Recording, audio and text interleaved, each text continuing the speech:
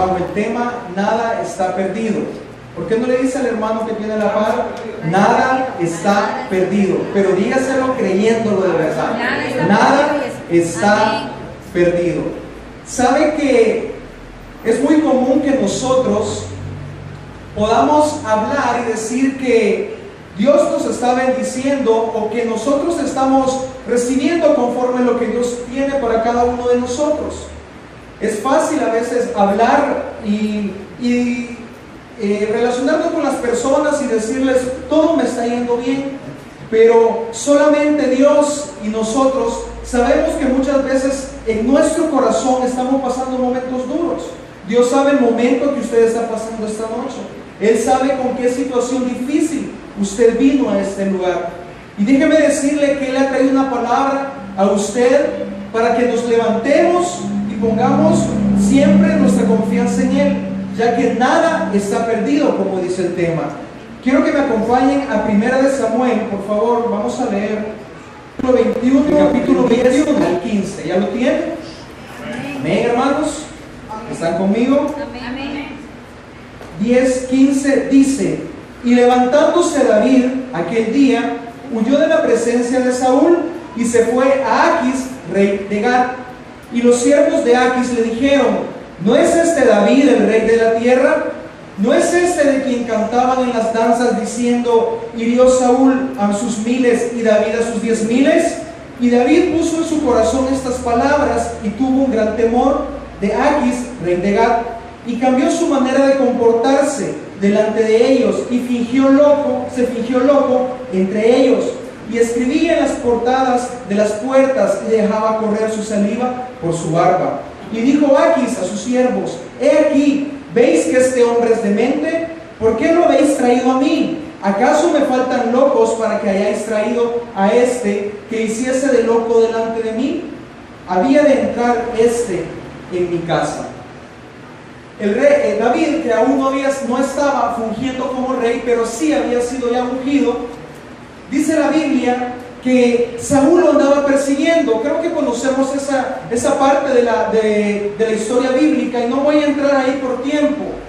Conocemos que David andaba siendo perseguido por Saúl. Ese siervo de Dios, David, que había sido ungido para ser rey, que había llegado el profeta Samuel hasta su casa con el cuerno, lo había ungido. Dice la Biblia que él andaba huyendo. Yo no sé si usted se ha puesto a pensar un momento acerca de qué pensaba David en ese momento. Había sido ungido como un rey, había empezado a servir, había conocido el palacio, pero dice la Escritura que en un momento él tuvo un gran temor y dice que se fingió estar loco. Yo no sé si usted se ha puesto a pensar un momento cómo nosotros nos comportamos a veces después de haber recibido una palabra de Dios, después de haber recibido una promesa, una palabra de bendición que nos ha levantado y nos ha impulsado hacia un llamado. Muchas veces nosotros entramos en temores. Y saben que más adelante dice la palabra que luego de que él tuvo temor, se fue a una cueva llamada Adulam. No sé si usted ha leído esa porción, pero dice la Biblia que él llegó a una cueva y se metió ahí. Esa cueva, esa misma cueva donde Elías se metió a una cueva por temor de Jezabel, donde dice la Biblia que uno de los siervos de Dios ocultó 50 sacerdotes, 50 profetas también en una cueva porque tenían temor. Ahora yo quiero preguntarte algo. ¿Será que tú y yo estamos en una cueva esta noche? ¿Será que a pesar de lo que Dios ha hablado a nuestra vida y lo que nos ha mostrado y lo que nos ha dicho, será que estamos con temores? Pensemos un momento esta noche. ¿Hasta dónde Dios nos quiere tener en este día? Y nosotros, en lugar de estar caminando por donde Él dijo, estamos en una cueva.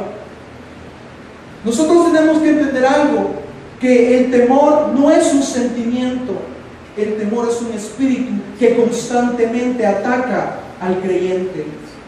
Cuando tú has sentido temor, déjame decirte que no ha sido un sentimiento que tú puedas decir: hoy me siento con temor. No, es un espíritu diabólico que está queriendo tocar tu vida, tu puerta, para querer entrar en ti. Y es lo que que el Señor quiere esta noche que entendamos y le cerremos la puerta a todo espíritu de temor que nos tiene estancados hasta este día. En el segundo libro,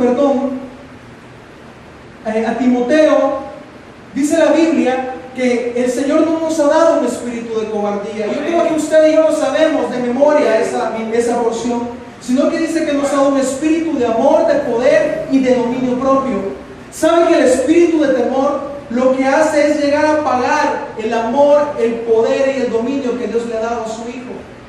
Y eso es lo que Dios quiere que nosotros esta noche logramos comprender y nos despojemos de ese espíritu de temor que muchas veces ha estado gobernando nuestra vida.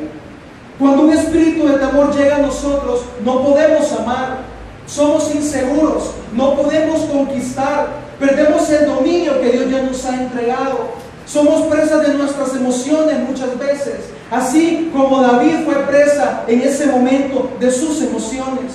¿Saben que el Salmo 142 habla de un momento en el cual David clamaba a Dios y le decía: líbrame de mis temores? El Salmo 55 del 4 al 5 también habla de un momento en el que David clamaba a Dios porque el enemigo lo perseguía y él tenía temor. ¿Cuántas veces tú y hemos clamado al Señor porque nos hemos sentido temerosos? ¿Cuántas veces nosotros hemos clamado al Señor porque hemos sentido que no avanzamos en nuestra vida?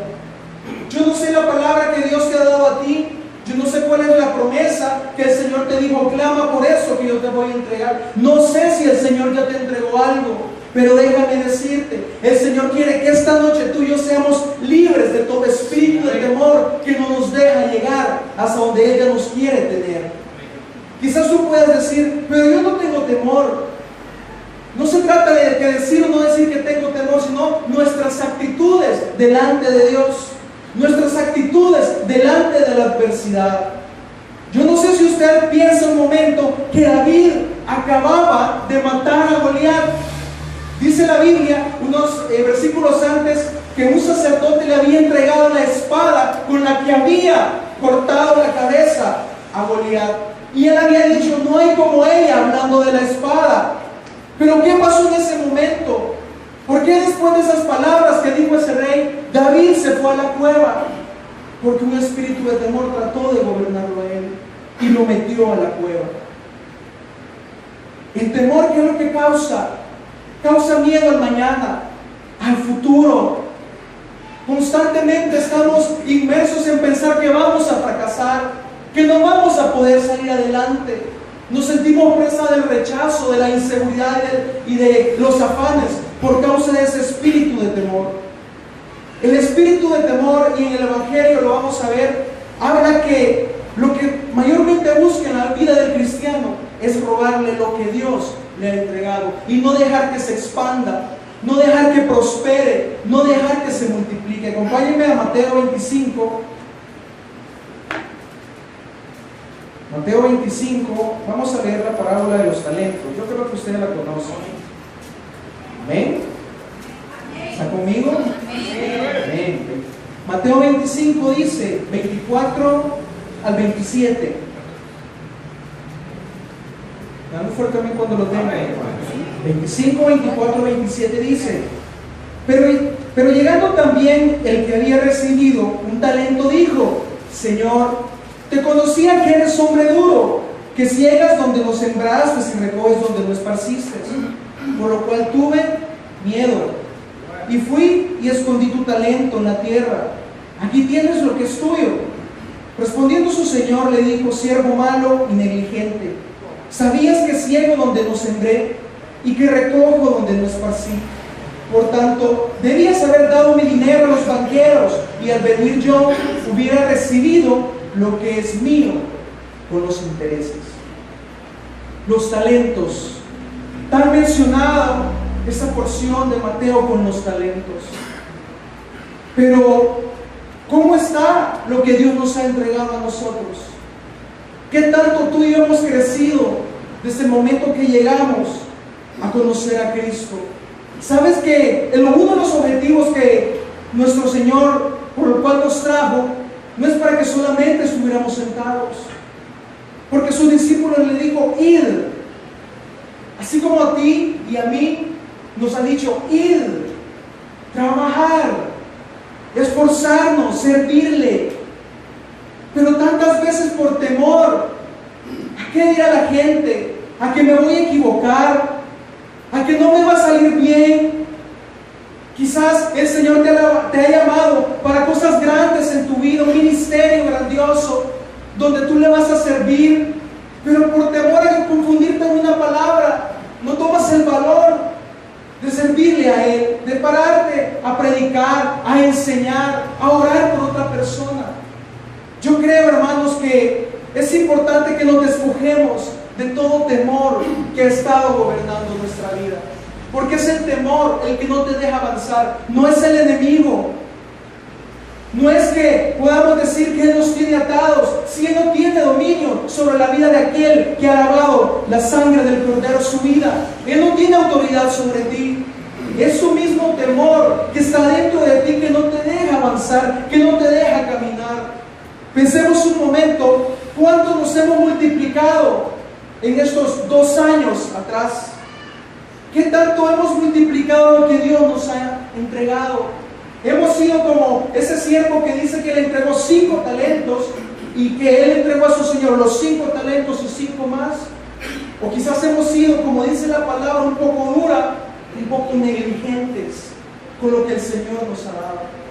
Lo que Dios quiere es que salgamos de la comodidad, que nos despojemos de eso que nos ha tenido agobiados a nosotros. No digas: es difícil, porque la misma palabra nos enseña que no siempre será fácil, que no siempre las cosas nos van a salir como queramos. Pero lo más importante es saber que aunque a veces no nos salgan bien, el final será glorioso, porque Dios se va a glorificar en nosotros. El apóstol Pablo pasó un momento parecido al que nosotros pasamos muchas veces. En el libro de los Hechos hay una porción que a mí me impactaba cuando yo lo estudiaba, y es prácticamente el centro del mensaje, que lo que el Señor me dijo que yo le compartiera, que era acerca de no dar por perdido lo que Dios te ha entregado, porque no lo has perdido. No pienses que estás desamparado y que ya no tienes salida. Si Dios te dijo algo, si Dios te entregó algo, créeme que está en ti. Solo el momento de activarte y seguir adelante. Es tiempo de salir de ese estancamiento. Es tiempo de salir de esa religiosidad y de esa caja que nos tiene agobiados, que no nos deja trascender hacia donde Dios nos quiere llevar. Sabe que muchas veces estamos en la iglesia, hay una administración, hay una oración, no sé, un momento especial, y quizás ni siquiera tenemos ese respeto de la presencia de Dios, de cerrar nuestros ojos y hablar con Él. A veces estamos viendo qué está haciendo el otro hermano. A veces estamos viendo la hora que va a terminar. Estamos viendo qué hacemos, porque no hemos comprendido que solamente la presencia de Dios es la que nos va a llevar a cumplir lo que el Señor ya nos dijo que nos ha dado. Quiero que veamos Hechos 27. ¿Cómo no estoy regañando? Hechos 27. El Señor nos quiere bendecir, y yo sé que Él nos está bendiciendo, hermanos, porque vamos a ser libres de muchos temores e inseguridades que no nos han dejado hasta este día salir adelante y salir de esa cueva. Hechos 27, del 13 al 20. Amén. Dice la palabra del Señor, ya lo tienen todos. Hechos 27, del 13 al 20. Y soplando una brisa del sur, pareciéndoles que ya tenían lo que deseaban, levaron anclas e iban costeando Creta. Pero no mucho después dio contra la nave un viento huracanado llamado Euroclidón, y siendo arrebatada la nave y no pudiendo poner proa al viento, nos abandonamos a él y nos dejamos llevar. Y habiendo corrido a sotavento de una pequeña isla llamada Clauda, con dificultad pudimos recoger el esquife, y una vez subido a bordo, usaron de refuerzos para ceñir la nave, y teniendo temor de dar en la sirte, arriaron las velas y quedaron a la deriva.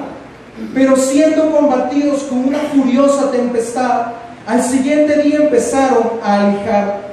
Y al tercer día, con nuestras propias manos, arrojamos los aparejos de la nave.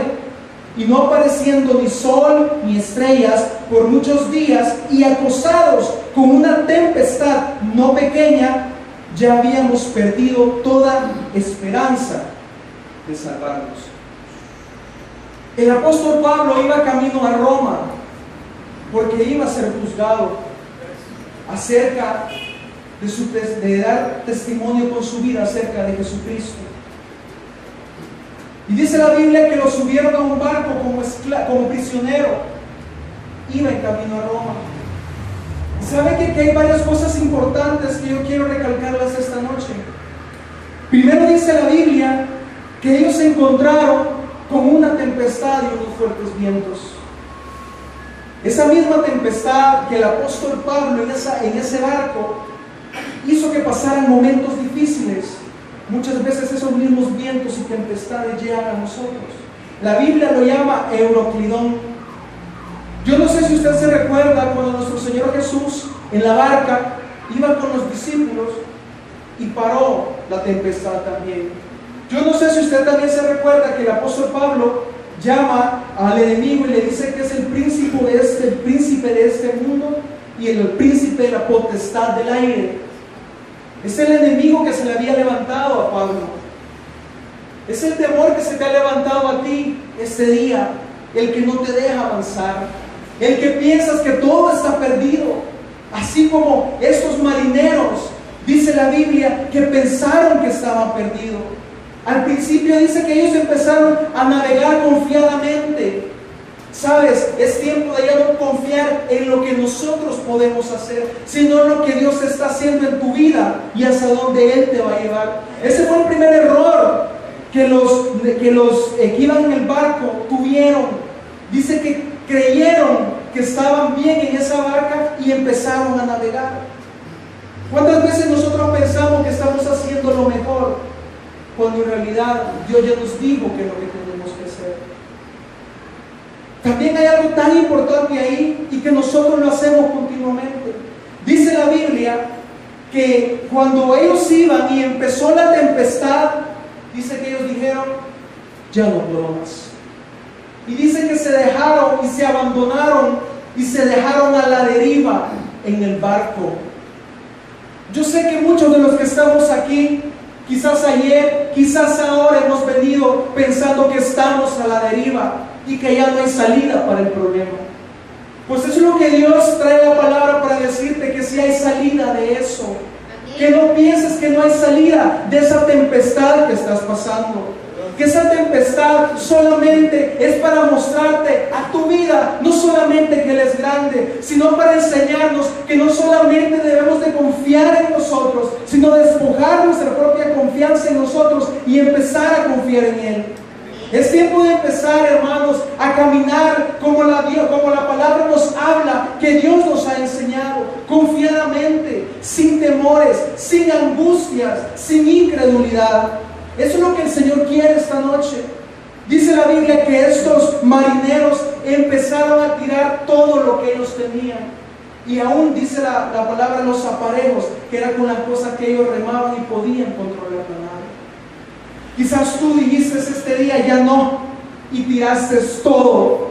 ¿Sabes que esa barca para nosotros representa? ¿Puede representar tu familia? ¿Cómo está tu familia esta noche? ¿Está pasando momentos difíciles tu familia? Otra representación es tu ministerio. ¿Cómo está tu ministerio?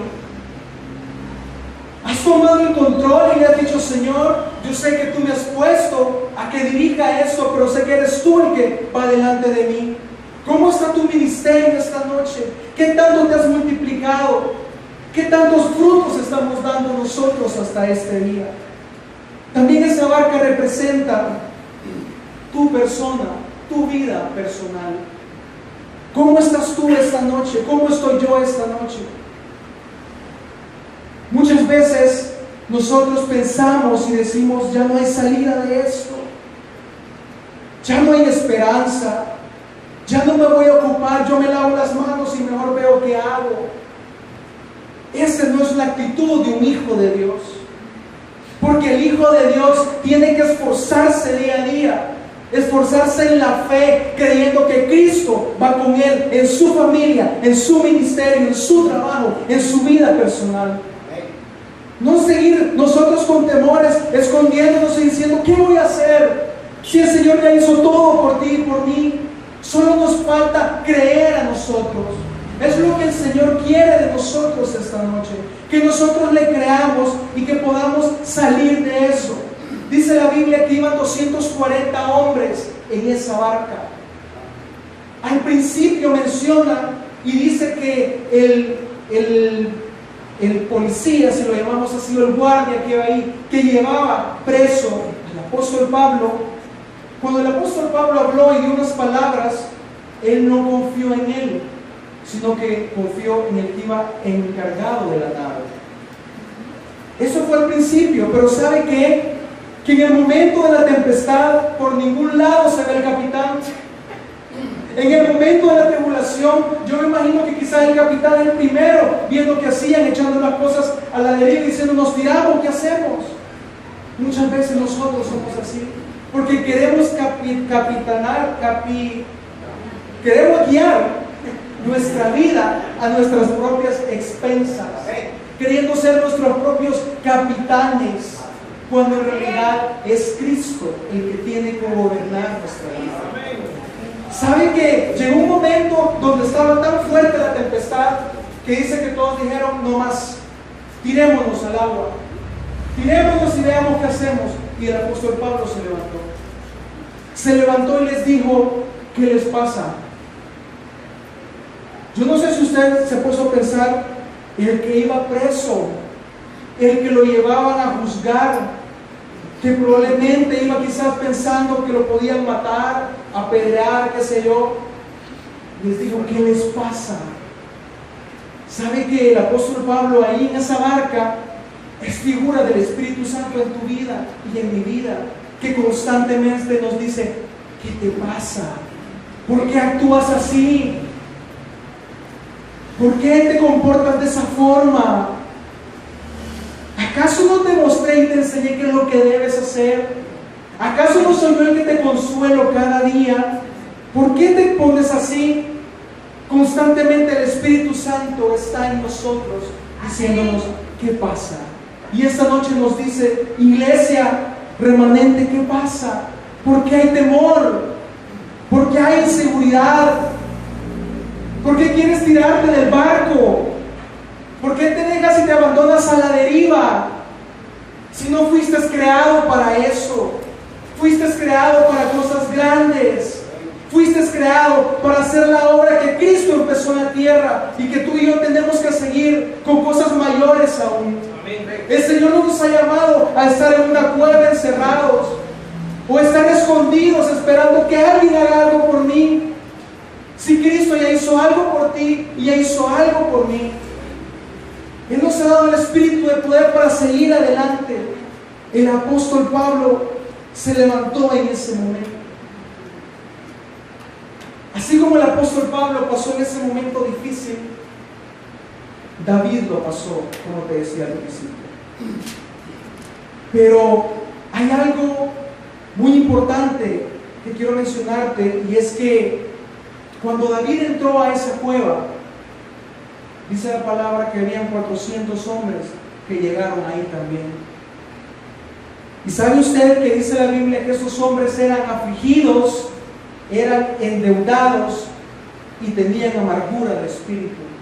No eran sencillos, no eran hombres que podían quizás ayudar a David en ese momento. Porque cuando nosotros nos metemos a las